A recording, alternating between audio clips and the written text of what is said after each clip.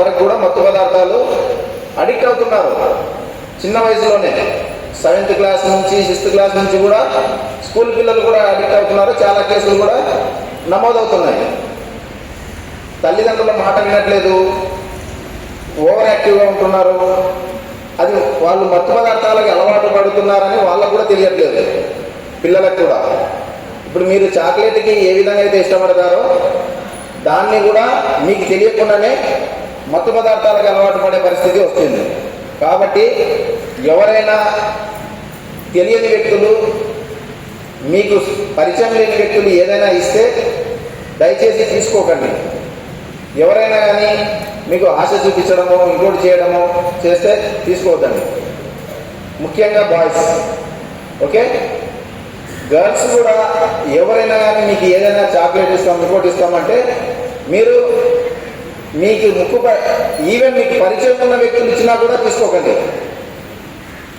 మీకు ఒక పోస్టర్ పెట్టాను మీ స్కూల్ బయట, ఎంతమంది చూశారు? చాలా మంది చూడలేదు అనుకుంటా. చూసారా?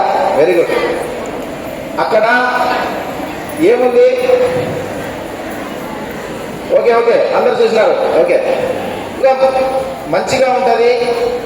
మన బాబాయ్, మన చిన్నాన్న, మన పెద్దనాన్న, మన తాత, కానీ వారి వెనక భావం వేరే ఉంటుంది. మీకు చాక్లెట్ ఇచ్చో, బిస్కెట్ ఇచ్చో, ఇంకోటి ఇచ్చో మిమ్మల్ని ఫస్ట్ మచ్చిగా చేసుకుంటారు. తర్వాత వాళ్ళు మీకు తాకకూడని చోట తాకుతారు, చేయకూడని పనులు చేస్తారు. ఎక్కువ శాతం బాలికల మీద అఘాయిత్యాలు జరుగుతున్నది తెలిసిన వారితోనే. ఇంట్లో ఉన్న చిన్నాన్న, పెద్దనాన్న, తాతలు, లేదంటే బేవర్స్గా తిరుగుతున్న ఇంటి పక్కల ఉన్న విధవలు, వీళ్ళ వల్లనే ఇటువంటి అఘాయిత్యాలు జరుగుతున్నాయి. ఎందుకంటే మన తల్లిదండ్రులు మన ఇంటి పక్కలోనే కదా, మన బాబాయే కదా, తాతయ్య కదా, అటువంటి పని చేయలేని నమ్మకంతో వాళ్ళ దగ్గర వదిలిపోతారు. వాళ్ళు ఆ నమ్మకాన్ని ఆసరాగా తీసుకొని మన పైన అఘాయిత్యాలు చేయడానికి ప్రయత్నం చేస్తారు.